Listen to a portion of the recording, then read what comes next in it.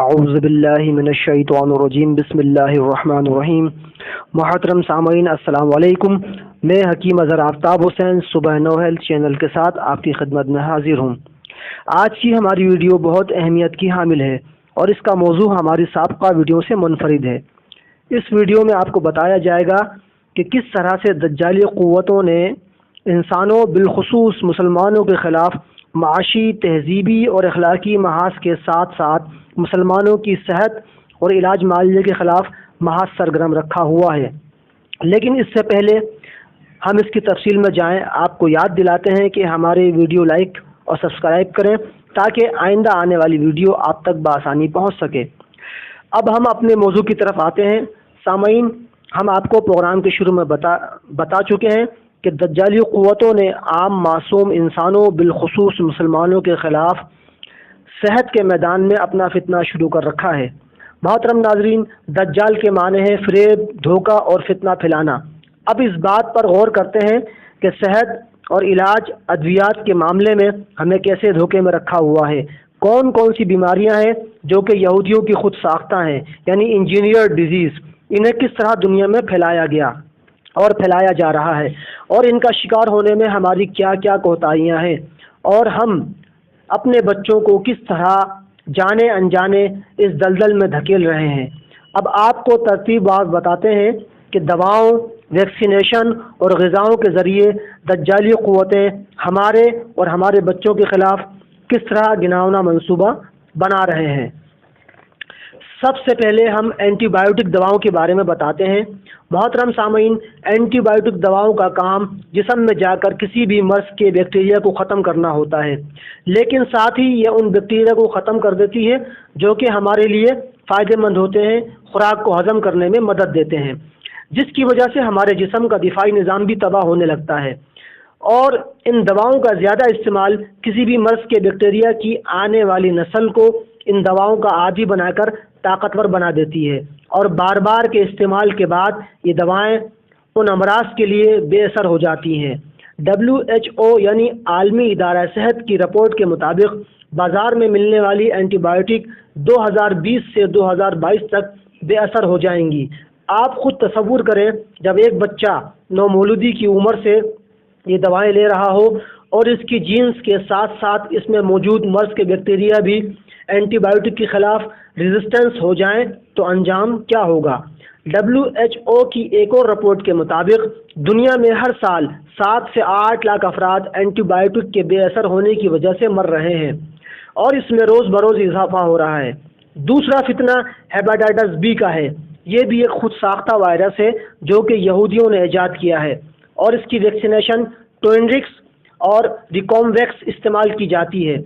اس vaccination کے استعمال کے بعد بھی یہ وائرس جگر میں موجود رہتا ہے، اور آپ اس بات پر غور کریں کہ ہیپاٹائٹس کا مرض کسی یہودی کو نہیں ہوتا، نہ اسرائیلی ریاست میں پایا جاتا ہے، نہ ہی ان کی میڈیسن آپ کو اسرائیلی ریاست میں ملیں گی۔ دوسرا مرض ایڈز کا ہے۔ اس مرض کے وائرس کی ایجاد بھی یہودیوں کی کارستانی ہے۔ یہ وائرس ایک حساس امریکی ادارے تیار کیا اور اس کے عوض $10 ملین مانگے گئے، اور اس کا تجربہ سب سے پہلے افریقہ میں 1970 میں کیا گیا، اور یہ وائرس عالمی ادارہ صحت کی خسرہ بچاؤ مہم کی ٹیکوں کے بعد پھیلا۔ اور پھر وہی سوال کہ یہ مرض اسرائیل میں کیوں موجود نہیں۔ پھر ان سب کے بعد بات آتی ہے غذاؤں کی، جو کہ ہم اپنے بچوں کو نومولودی کی عمر سے دیتے آ رہے ہیں، یعنی ڈبے والے دودھ یا فوڈ سپلیمنٹ وغیرہ۔ ان کا کام بھی مذکورہ دواؤں کی طرح ہے۔ بڑے ہونے پر فاسٹ فوڈ، باہر سے آنے والی ڈبہ پیک غذاؤں کا استعمال، جو کہ ہمارے جسم میں کوئی اچھا اثر نہیں چھوڑتے۔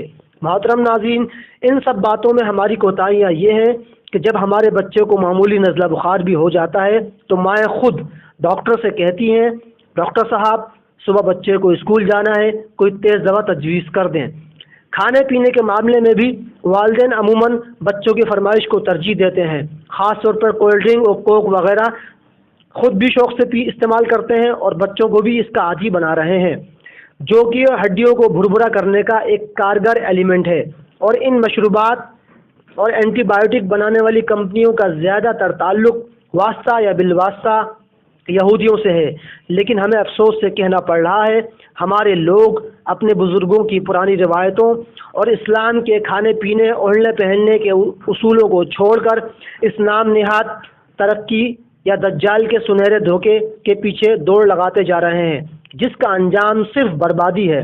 محترم ناظرین، تمام بیماریوں کے عذاب سے بچنے کا واحد طریقہ یہ ہے کہ قدرتی چیزوں کا استعمال کریں، اسلام کے اصولوں پر عمل کریں، مٹی کے برتن میں کھانا پکائیں، زیتون یا سرسوں کا تیل استعمال کریں، شہد اور سبزیوں کا استعمال رکھیں۔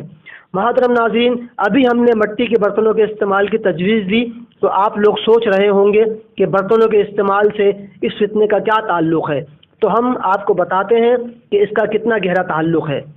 محترم ناظرین، ایشیا کے اکثر ممالک میں ایلومینیم کے برتن استعمال کیے جاتے ہیں۔ ہم آپ کو بتاتے چلیں کہ ایلومینیم کے برتن دوسری جنگ عظیم کے دوران انگریزوں نے اپنی قیدیوں کے لیے بنوائے تاکہ وہ قیدی آزاد ہونے کے بعد صحت مند حالت میں نہ رہیں، اور آج ہم ان برتنوں کا استعمال کر رہے ہیں۔ محترم ناظرین، ایلومینیم کے برتن میں اگر کھانا پکایا جائے تو ایلومینیم میں یہ صلاحیت موجود ہے کہ وہ غذا میں موجود تمام آئرن کو بالکل ختم کر دیتا ہے، اور اگر اس میں دودھ گرم کریں تو یہ عمل انگیز ہونے کی وجہ سے اس کے ذرات دودھ میں شامل ہو کر برتن کی تہ میں بیٹھ جاتے ہیں۔ دودھ پینے یا اس میں پکی ہوئی خوراک کو کھانے کی صورت میں یہ اجزاء ہمارے جسم میں داخل ہو کر T B, chest infection, sugar اور جوڑوں کے درد کا باعث بن سکتے ہیں۔ محترم ناظرین، ہمیں چاہیے اپنے بچوں کو معمولی بیماریوں، نزلہ بخار اور کھانسی وغیرہ میں اینٹی بایوٹک دینے سے گریز کریں۔ ہمیں چاہیے قدرتی طریقہ علاج کو اپنائیں۔ یاد رکھیں، اگر کوئی مرض آتا ہے تو صحیح ہونے میں تھوڑا وقت لگتا ہے، لیکن کہیں ایسا نہ ہو آپ کی جلد بازی اس کو لا علاج بنا دے۔ محترم ناظرین، ہماری دعا ہے آپ کو اور ہمیں اللہ تعالیٰ اپنے حفظ و امان میں رکھے اور ان دجالی فتنوں سے محفوظ کرے۔ آمین۔ السلام علیکم۔